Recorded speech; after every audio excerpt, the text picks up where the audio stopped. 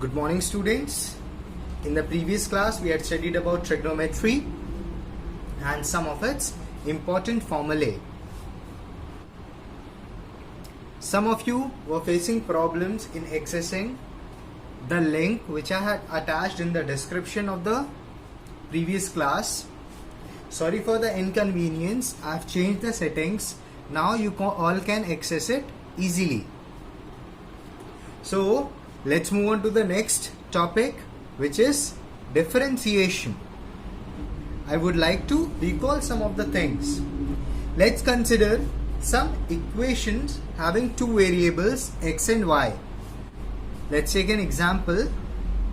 Y is equal to 5x plus 3 and y is equal to e raised to the power x plus 7 are two equations which are having two variables each, that is x and y.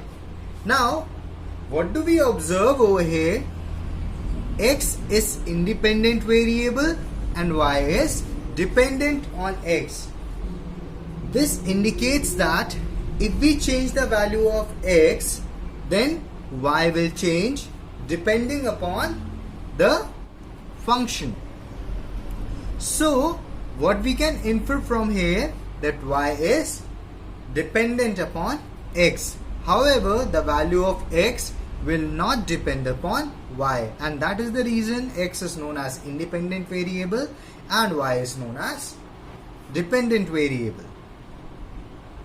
Now suppose del x is a change in x, and when we are bringing about del x change in x, we obtain del y change in y. So how can we write the ratio of change in y and x? It can be written as del y upon del x. Now let us assume that the value of change in x is very small. So when the value of change in x is very small, that is, it is tending to 0, then del x is represented as dx. At the same time, the change that has been brought in y with respect to the change del x, which was tending towards 0, is written as dy, which can be written as dy upon dx. Now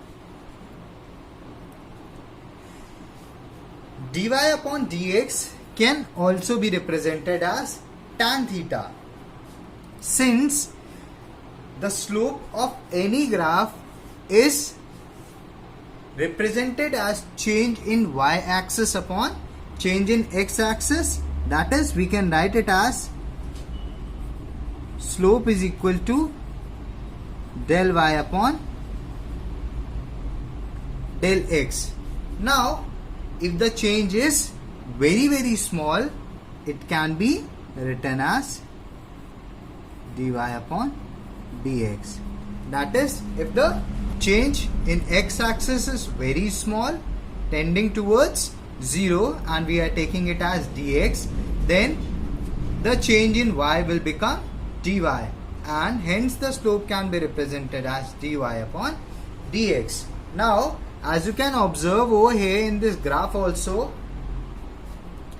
dy is measured on y-axis, dx is measured on x-axis. Now y-axis in this particular triangle shows the perpendicular, whereas x-axis in this particular triangle shows the base.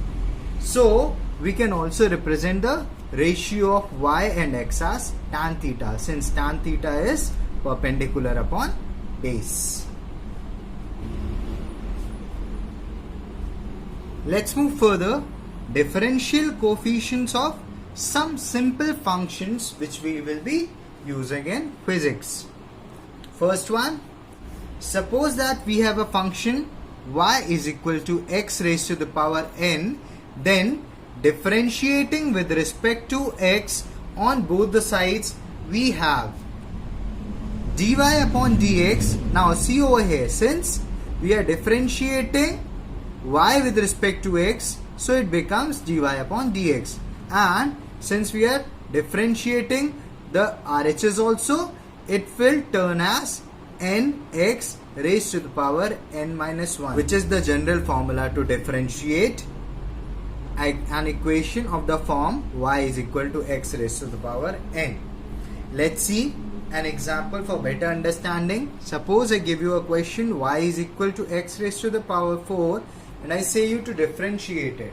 Then differentiating it with respect to x, we will get dy upon dx is equal to, now see over here, because we are taking dy upon dx, we already know the value of y, which is x raised to the power 4. So let's take it in place of y. What do we get? D upon dx of x raised to the power 4 can be solved by the formula nx raised to the power n minus 1, the formula which we had studied over here. As we can see in this equation, the value of n is 4 over here. So putting the values over here, we get 4x, it is n minus 1. That means this 4 will come over here. 4 minus 1 is 3. So we get x cube over here. So on differentiating y is equal to x raised to the power 4, we get 4x cube as our answer. You can make several simple equations of this form by yourself and practice these questions. Let's move further.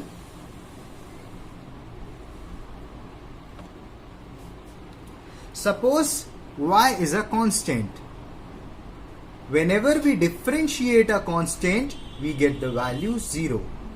Example, if we are taking an equation where y is equal to 36 is given to us and we have to differentiate it, then dy upon dx will be equal to d upon dx of 36, which is 0.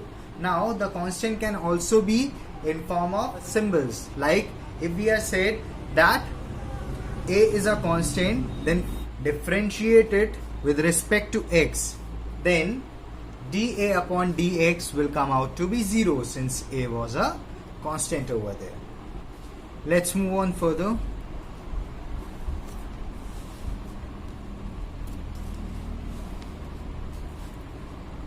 Now, the general formula when we have an equation y is equal to log e of x, on differentiating it with respect to x, we will get dy upon dx is equal to 1 upon x.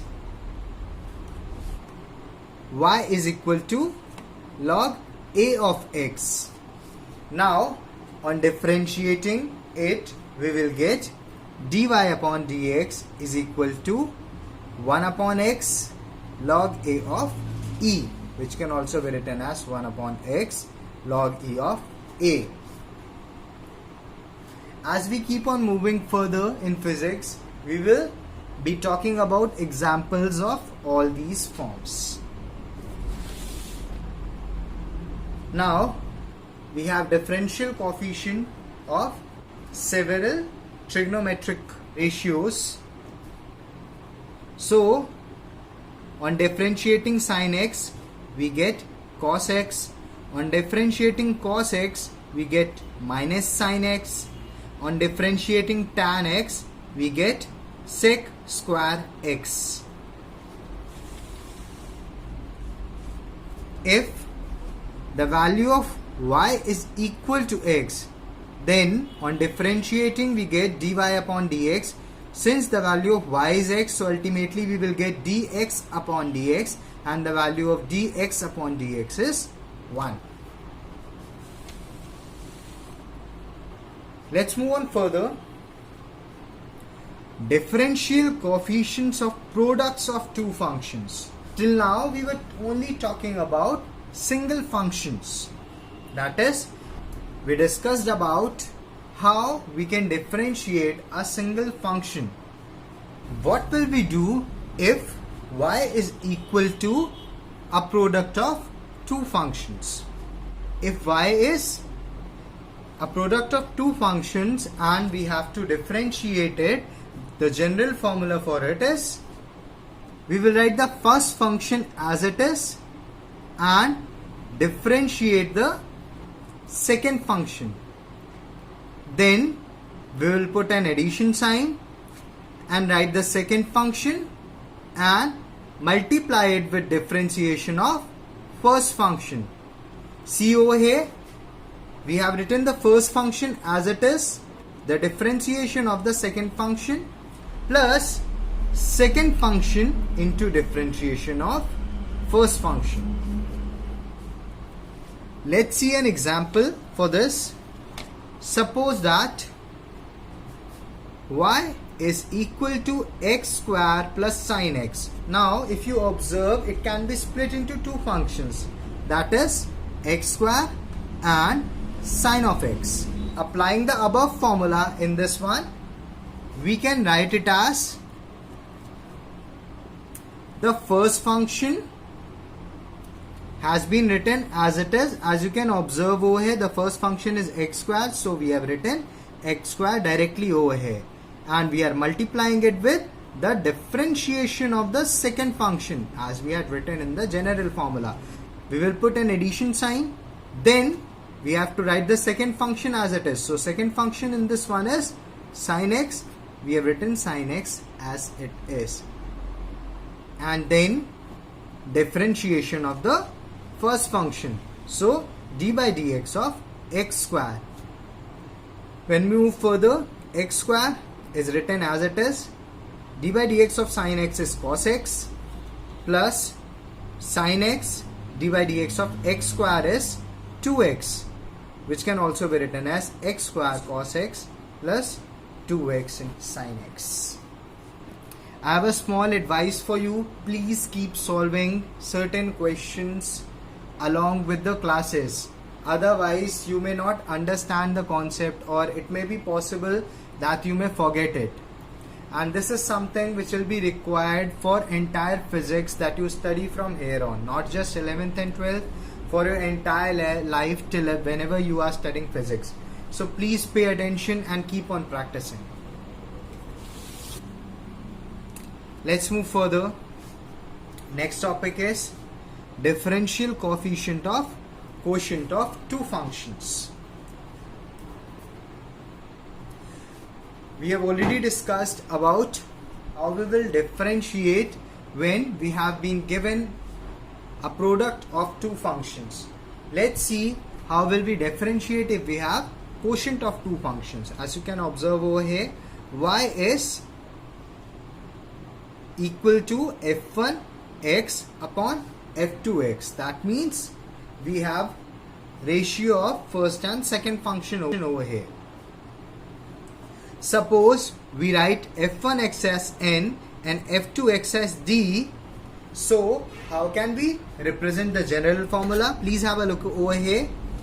Dy upon dx, that is when we are differentiating y, what are we getting? It can be written as d, which is denominator, that means the second function, into differentiation of the first function minus, we will write the first function as it is into differentiation of second function, that is the one that we had as denominator, whole upon d square, that is the square of the second function or the denominator.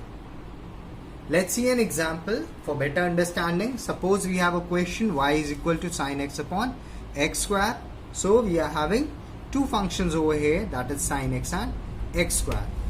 Going by the general formula, we can write it as you can see over here, first we have written the denominator or the second function. So let's write x square over here. Then the differentiation of the numerator, that is differentiation of the first function. So we are differentiating sin x over here, minus the numerator, which is sin x over here, into differentiation of denominator, which is the second function, that is x square over here. So we have differentiated x square over here, whole upon square of denominator, that is square of second function. So since We have x square over here. Squaring it, we'll get x square whole square. Solving it further, we can write it as x square as it is. Then we have d by dx of sine x as cos x. This minus sign, sine x comes here as it is. D of dx of x square is 2x whole upon x square 2, which comes out to be x raised to the power 4, which can also be written as x square cos x minus, we have put this 2x forward, so it becomes 2x sin x whole upon x raised to the power 4. Now, taking x common from the numerator and cancelling it out with the denominator, we have, since x got cancelled out from here, it becomes x cos x, and 1x got cancelled out from here, so it becomes minus 2 sin x. And since it was cancelled with the denominator, so in the denominator we have x cubed.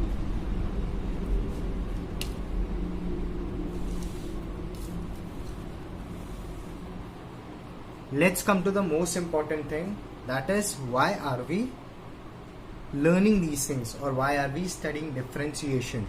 It has a great application in physics, especially when we have to talk about the values of certain things for a very small instant or specific time, which we normally call as instantaneous values. We all know that rate of change of displacement with respect to time is known as velocity. So, if the change in time is infinitesimally small, that is, the time is tending towards 0, it can be written as dt, and the change in s, that is displacement with respect to this time, can be represented as ds. So the value of instantaneous velocity, or the value of velocity at that particular point of time, can be calculated as ds upon dt, that is by differentiating the value of displacement with respect to time. Further, we all know that acceleration can be defined as rate of change of velocity.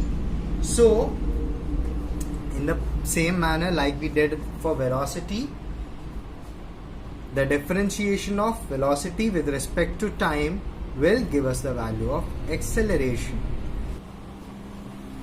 Now, multiplying and dividing dv upon dt into ds, we get ds upon dt dot dv upon ds. Now if you observe, v is equal to ds upon dt. So instead of ds upon dt, we can write v, and we can write dv upon ds as it is. Since we already know that time is equal to displacement upon velocity, so differentiating it, we can get the value of time is equal to dv upon ds. Let's move to the next thing, which is rate of cooling. Now, if the temperature is represented by theta and we represent a very small change in temperature d theta because of change in time, that is dt, it can be represented as minus d theta upon dt. Now this negative sign shows that the temperature is decreasing. System will observe cooling. Students, differentiation will be used in several other topics also. These are certain examples which we have discussed about right now. Let's move on to the last thing. Whenever we observe that the value of dy upon dx is greater than 0, that is the value of positive, then x will be directly proportional to y. That means if the value of x will increase, the value of y will also increase subsequently. If dy upon dx is less than 0, then x will be inversely proportional to y. That means if the value of x is increasing, the value of y will decrease, and vice versa. If dy upon dx is equal to 0, then y is constant. that is, it is independent of x. That is, y will not depend upon x.